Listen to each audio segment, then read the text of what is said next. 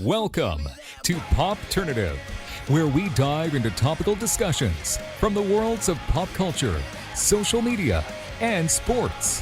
Here is your host, Peter Remoliotis, aka PD Beats.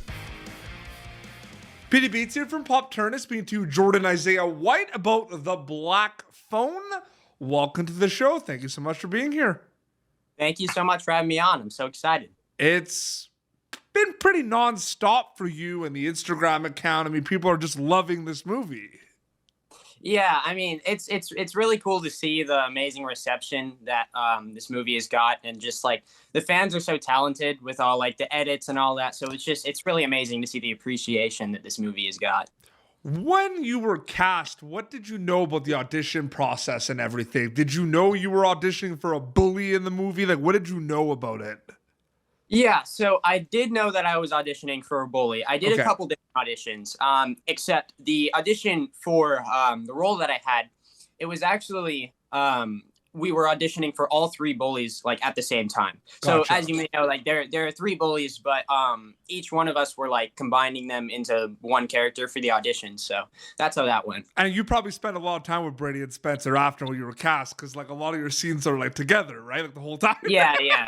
Yeah, we really got to know each other. They're really awesome. Absolutely. Two amazing scenes, two big scenes for your character is obviously the bathroom scene and the fight scene when your character gets hit with, that's a rock, right? Yes, it is. Yes. Yeah. So talk to me about those scenes, specifically bathroom scene. I mean, that's a big scene because that's kind of when we see Robin really there for Finney, you're there and everything. What was that scene like? Because like the facial expressions from you, Brady, and Spencer's characters, you're just kind of like pure like terrified of what's possibly happening. You're the bully. So was that a cool scene to see on the script and film specifically? Yeah, it really was. It was probably my favorite scene that we did because, you know, we got to spend the most time together. That scene did take like a whole day, but it was awesome. We got to spend a lot of time together off camera for that day because we were in a tent like right outside. And it was interesting because the dynamic that we had off camera and on camera was completely different. So we were just meeting each other. We were all just becoming friends. So it was really interesting to switch that on and off. But I really liked all of the numerous like character elements that are packed into that scene. Because that scene is really a defining moment for Robin and the bullies. So. Oh, absolutely. And there's the build up too, right? Like you're chasing him and you like, so like, what was that kind of planning that whole scene? Like, what were the talks like? You would have to, how many takes was that? Basically, because you're chasing him and then there's the showdown. You know what I mean? There's like a lot in that scene. Yeah. So, that scene did take some time as well.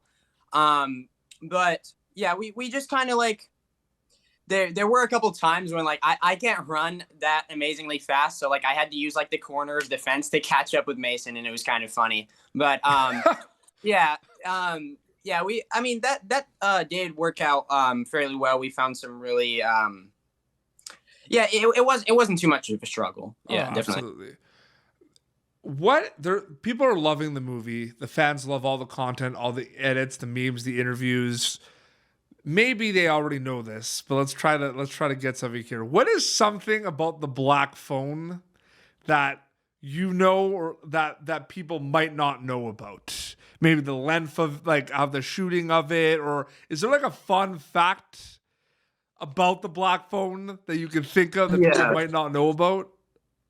I think it's just that like how like I guess like how happy we all were to be there and how like close we all got behind the scenes and all. Like these are just like really amazing people. I just got super lucky with this cast. I think that's the main thing. We became great friends, and I just loved hanging out with these people. So that's definitely my biggest takeaway from this whole project. Madeline McGraw and yourself, well, there's a big scene. There's like a fight.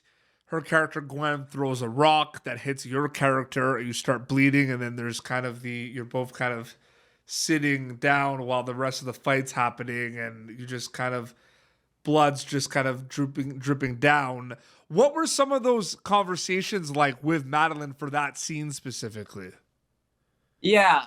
So it was really cool because we had just gotten through the earlier parts of that fight. I was super excited to get that blood. Like that was just like an amazing moment. Yeah, it was just really cool that one shot. And we were able to get it like really quickly, like there's just that one shot of just both of us. And it worked out really naturally because that day was pretty tiring, so we were able to be fairly. And was that in the script? Because at one point you both look at each other, right? She's like, "Oh man, like I really hit that rock. I hit you hard. I threw that pretty hard." Yeah. I think it was all just a really, really natural moment. Just because, yeah, like I said, like we were tired. We were already kind of just like flabbergasted, if you will, from like what had happened. So yeah, I definitely really liked that shot. The movie came out in the summer. You had a lot of people that were off school, went to go see the film, loved the film. We're gonna snap our fingers. It's gonna be spooky season, Jordan. It's gonna be Halloween and everything. Is it cool to think about the fact that there's like a good like 3-4 months of like people just nonstop watching and talking about this movie? Yeah, I really love that it came out in summer. I think June was a very good month because, it comes out in summer. So like a bunch of people are able to go see it. There's not a lot of like schedule conflicts. And also, there's enough time between June and then, October spooky season and all that to get like a good build up and for everyone to be able to get it on like DVD and streaming platforms and all that. So it was definitely a really good time for the movie to come out. And I think it created the perfect amount of hype. So, yeah. What's it like being in a horror movie at the time where like horror movies are like the biggest releases that come out? Like the genre is so big. So you and the cast are working on a movie at like the time where it's so massive genre wise. Yeah, so I think it was definitely amazing to be on a horror movie set with so much expertise, because a horror movie is it's very hard to get 100% right. You either stick the landing or you don't. And this is one of those movies where it's like, amazing set, amazing crew, amazing cast. This movie, I think, really, really did stick the landing. So I'm just like, it's amazing to be part of a movie like that, because horror movies, they're really a challenge for both the director and the actors. And I think that that's why so many people like to pursue them and film them. Because, you get that challenge because horror movies are very different from a lot of other genres in that sense. So it's really amazing to be part of a horror movie that really stuck that landing. It really did. People are loving it. You mentioned you hung out a lot off and on, like on and off set with the cast. I've interviewed a lot of your cast. I've been asking everyone this question and no one's giving me one of them because there has to be. There's a lot of late nights. There's a lot of times where you guys are always together. Were there not any like pranks on set or funny stories that you could tell me? Everyone says, "Oh no, there wasn't any pranks," and I'm like, I don't know if I believe that, to be honest with you. Yeah, so I wouldn't say there were pranks per se, but there were definitely really, really, really funny moments. Like especially in that bathroom scene, like how I was telling you about how we have to completely change our dynamic with one another on and off camera, and there was this one moment where how Robin's like bleeding from the knuckles because he just came in from a fight. Yeah. So Mikey had to use a blood sponge, and the first take he kind of squeezed a bit too hard, and it was really funny because a bunch of blood started coming out, and we had to continue with the scene. But it was really difficult because it was very funny. But yeah, we definitely had a lot of good times. I wouldn't really say there were any like pranks. I don't know. Yeah. But the best part is, have you've obviously went and like rewatched the Black Phone like a bunch of times, like your scenes and stuff. Do you ever like, and I'm gonna speak to him too, like Brady and Ryan, when Miguel, like Robin's speaking to you three, specifically Brady's facial expressions, he's scared.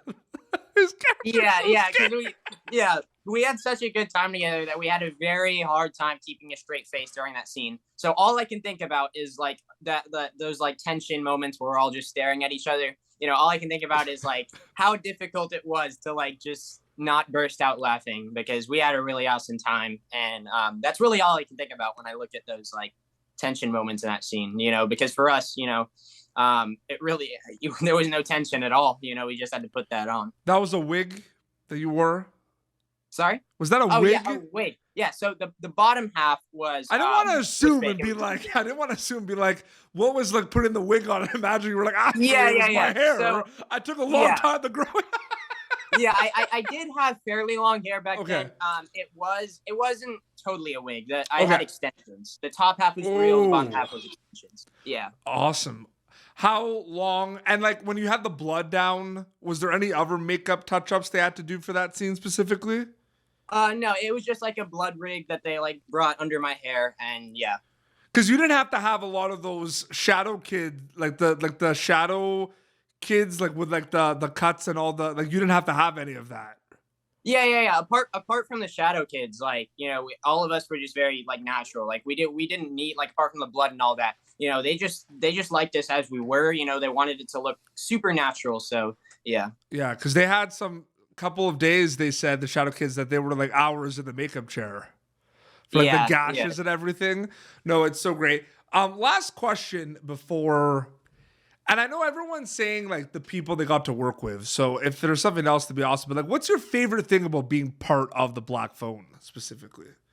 Ooh, first of all, I love the material. Like the whole idea behind it. It's, really amazing, really crazy. I love the story. I love the characters, and I just love the whole like subtle supernatural element in like a grounded universe. Yeah. I just really love that. And then most of all, I'd say, because the cast was like mostly young, we all connected super easily and we had an amazing time together. So that's definitely what I'm most grateful for. So the people. Yes. Yeah. Yeah. No, but it's true. Like, because everyone's saying that. No, but the material, absolutely. No, it's so great to see. Jordan, thank you so much for coming on Popternative. It was great chatting with you. Thank you so much for having me. Yeah, they can check out the Black Phone. The official name of your character is Maddie, for people that want to know. Is Maddie said in the movie? I don't believe so. Okay, because I saw it on your Instagram that it said Maddie, so I was like, okay, cool. So he's Maddie. Yeah. You have an Instagram account, right? Like people keep up to date with. That's the best way for people to keep up to date with. Yes, it is. I also have a TikTok, which is just like my Instagram, except as an underscore after it. Okay, perfect. So your Instagram is just Jordan Isaiah White? Yes, it is. Yeah. Okay, perfect. Well, this has been Popternative, youtube.com/Popternative. For previous episodes, be sure to like and subscribe. If you like these interviews, we have tons of Black Phone exclusive interviews for you to check out. Until next time, this is Jordan and Petey Beats signing off. Thank you for tuning in to Popternative. Make sure to check out our past episodes of Popternative on YouTube. Be sure to like Popternative on Facebook and follow us on Twitter. This has been an Autograph Communications production.